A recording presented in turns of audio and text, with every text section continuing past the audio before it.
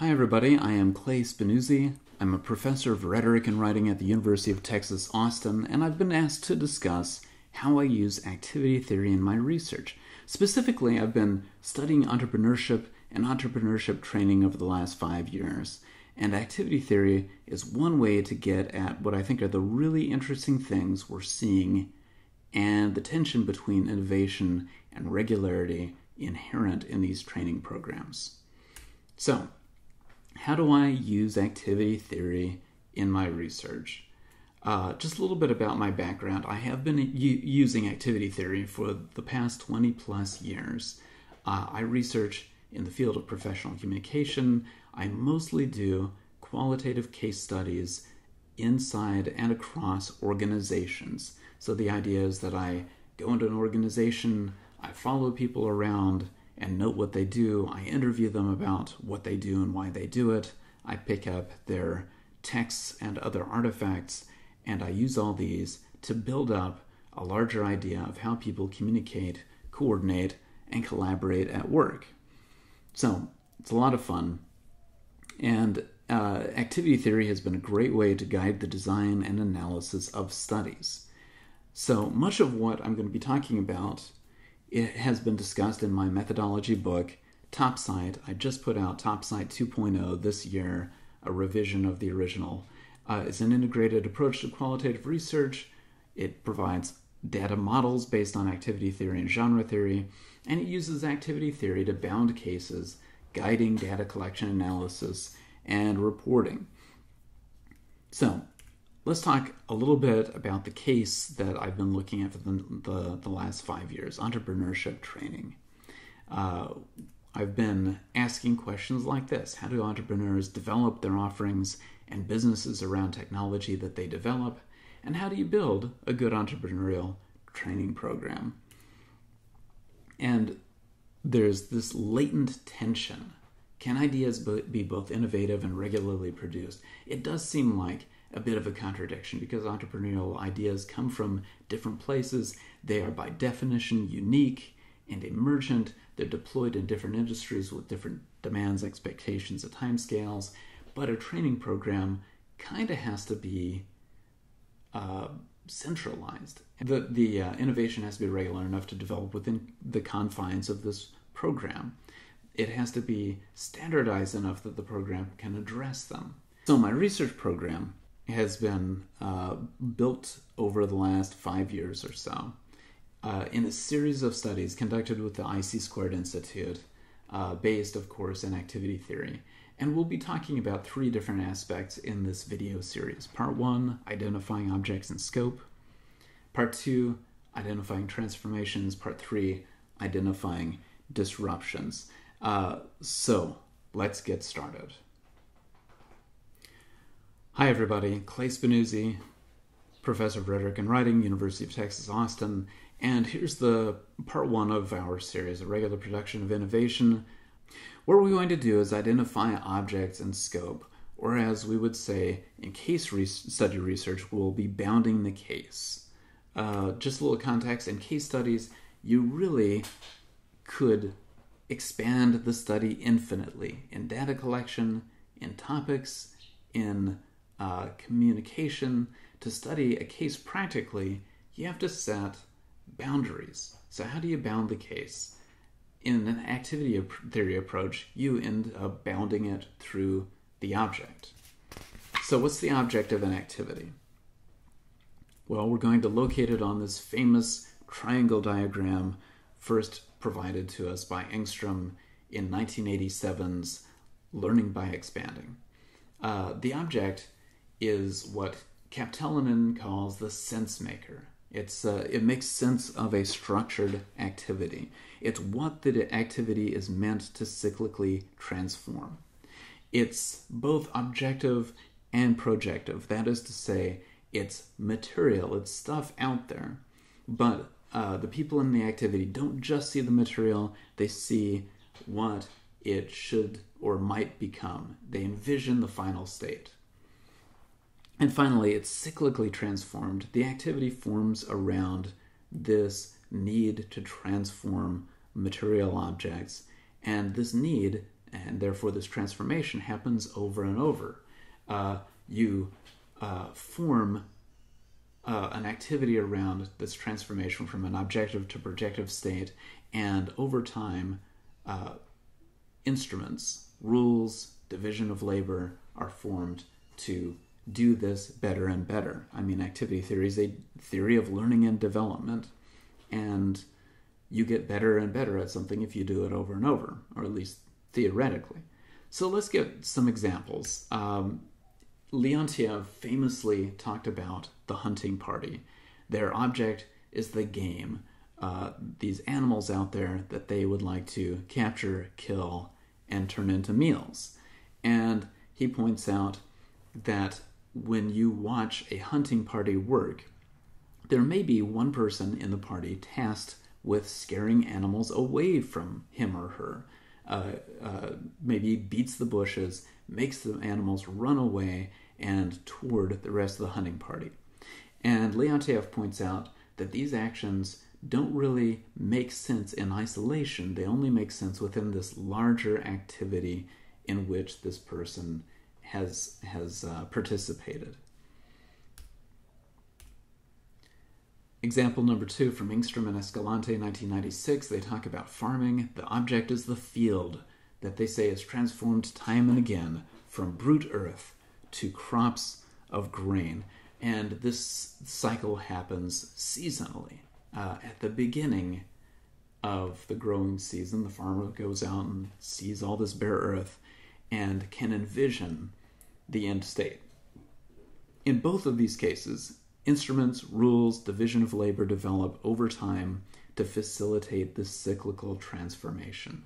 If we have to do something over and over again, we tend to A, get better at it, but B, get better at putting different responsibilities in the hands of different people and developing different tools and different constellations of tools to help us get that job done a little bit better. Now, these activities can be linked. So this is from Suzanne Boldker's 1987 dissertation, Through the Interface, which she turned into a book in 1991. It's really fantastic. And here she's demonstrating how a script writer is transforming an object, a script, and that script then becomes a tool or instrument for a newscaster. That is to say, it goes to an adjacent activity. And in fact, Engstrom says in 1992, these activity systems don't exist in a vacuum. They're nodes in a multidimensional network of activity systems. This point is really key to what we would call third-generation activity theory, or cultural historical activity, Scandinavian activity theory, or sometimes Engstromian activity theory. This idea that these activity systems are linked together in various ways. In other words, we're always involved in multiple activities. Think, for instance, how your conduct of work is impacted by your personal life, your spiritual life, your community life. We tend to deal with multiple objects simultaneously, but identifying a specific object can give us a focal point for a bounded case. It allows us to see when objects conflict, when different objects interfere. Okay, so what's the object of entrepreneurship? Let's locate it. First of all, let's locate entrepreneurship in this simple four-field diagram. Entrepreneurship focuses on an emergent object. That is to say, you might have a technology that's still in development or an innovation, but we're not sure what this innovation is going to look like in its final state. It's not like a field where you look at it and you envision this field full of grain in the fall. You look at this innovation and you see different possible projections. And part of that's because this innovation is at the boundary of shared activities. You're not developing this innovation internally, you're developing it to pitch to other people in adjacent activities. So it's on this boundary developed by experts to be used not just in their own activity, but an adjacent one as well. And let's try to keep the object at small scope. The trend of activity theory research has been, over the last 20 years or so, to explore larger, less defined, more shared objects. So, for instance, people have been talking about global warming or open source software development, which are interesting objects, but their scope is so large that they can't really be used to bound a case study. In fact, they're too big for any individual to get their head around. That's why Engstrom calls them runaway objects. We're going to run away from the runaway objects and instead talk about really small scoped objects here because we have to be able to bound this case. So we have to identify an object that won't be too large in scope, that it can't define our case, and one that sits at the meeting point of multiple activities. This object, the object of an activity network, not just an activity system, has to do three different things. You recall that the object of an activity is a sense maker. Here, it becomes a sense integrator, a multiple object that's transformed to unite activities through a shared problem and interdefined roles. And here I'm going to dip into the language of actor network theory to talk about problematization and interessalement. Number two, it's emergent. It's not just projective, but it's tractable to multiple projections, multiple potentials. And then finally, it's not just cyclically transformed, but those transformations happen across these different activities in which it is networked. So these activities themselves have different cycles. They don't necessarily match up. And these have to be not necessarily the same cycle, but synchronized. Otherwise, this object is going to sort of shake itself apart.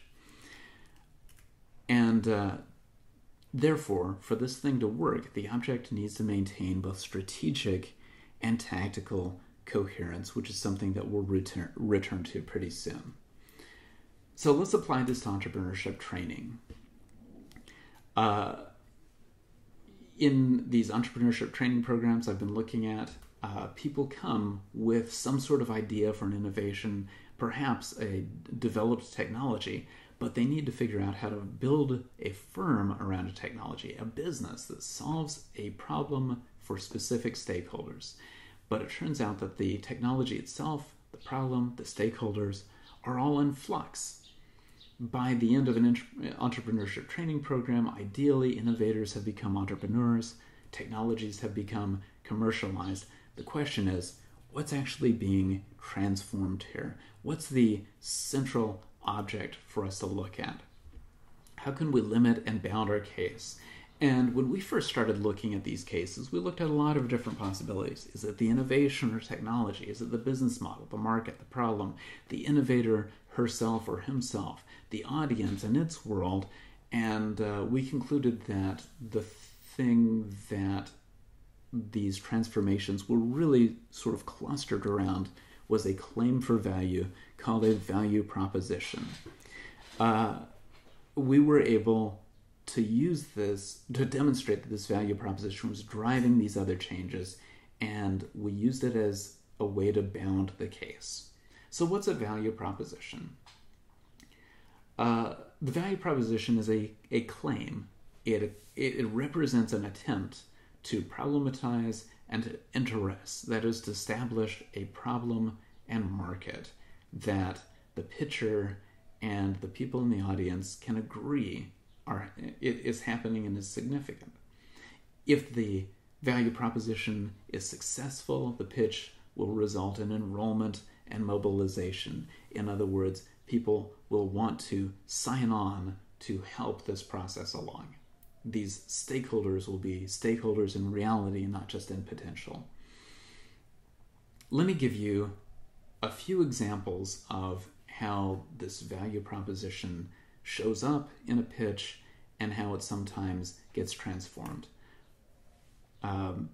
Example number one, a Bluetooth-enabled handheld vibrating device, basically a sound bracelet. You would pair it with some sort of playback device, maybe your phone So if you listen to music or if you watch a video on your phone, this device will vibrate in time to the sound coming out.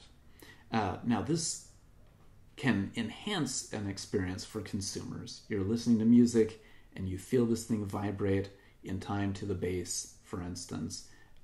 You have a different experience of music.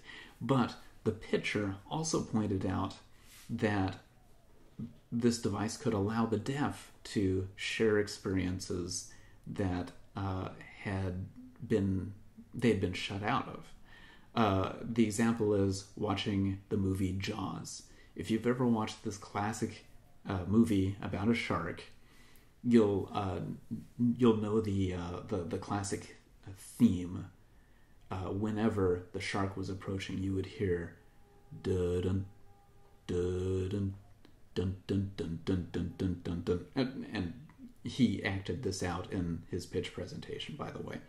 Anyway, so he shows an example of a scene in Jaws where people are frolicking in the water and apparently having a good time, but you hear this theme happening, and as the theme gets to the climax, someone gets pulled underwater and there's blood everywhere. He shows the scene with the sound off, and it's a totally different experience. He says this is the deaf experience. You just see people playing in the water, and then suddenly, without explanation, somebody disappears.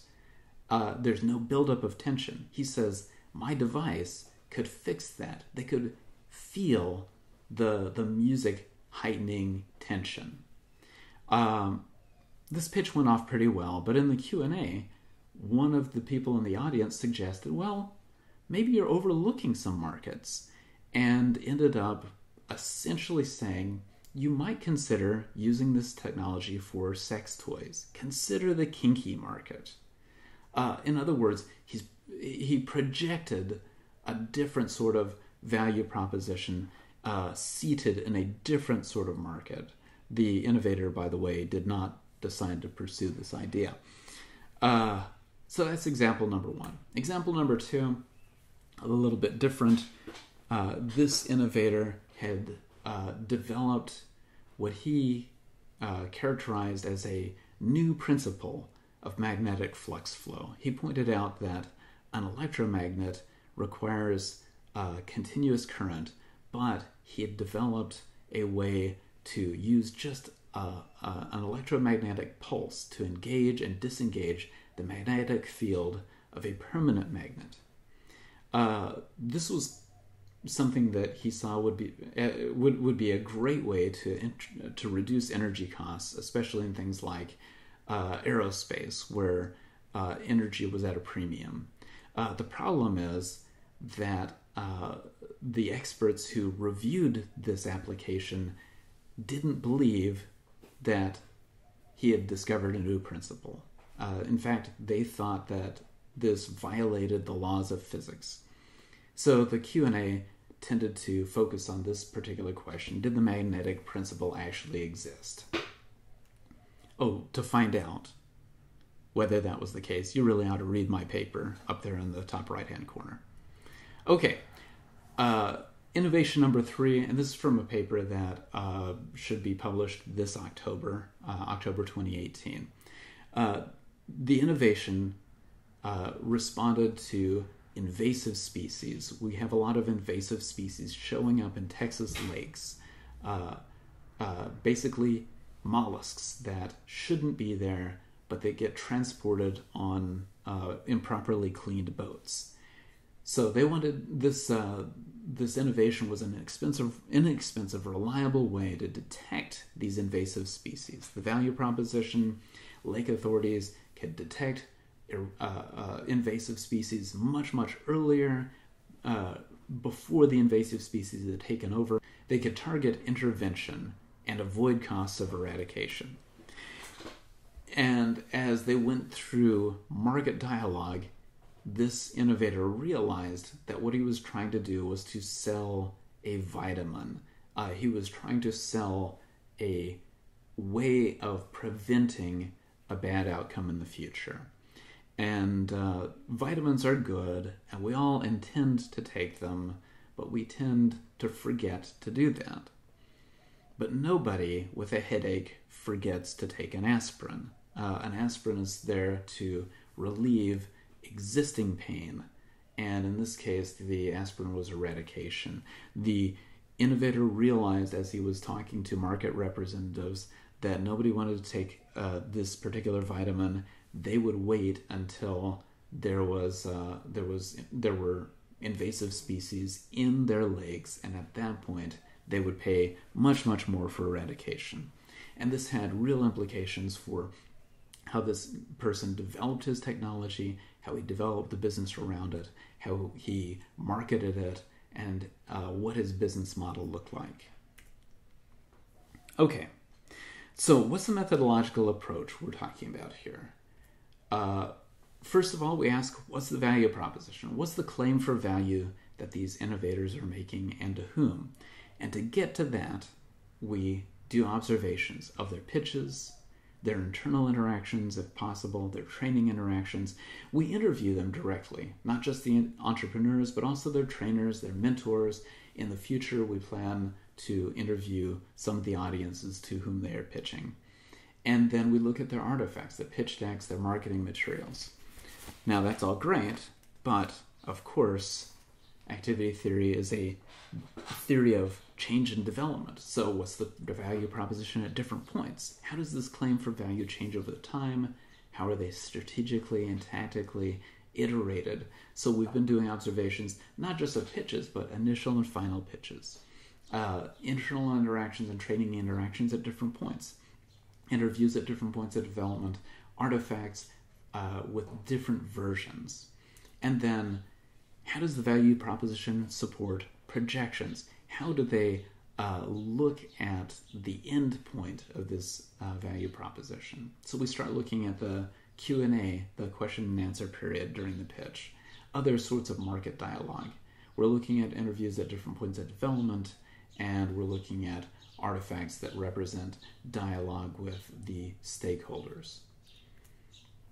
Okay, so that's it for this first video. Next, we're going to be talking about how we identify transformations.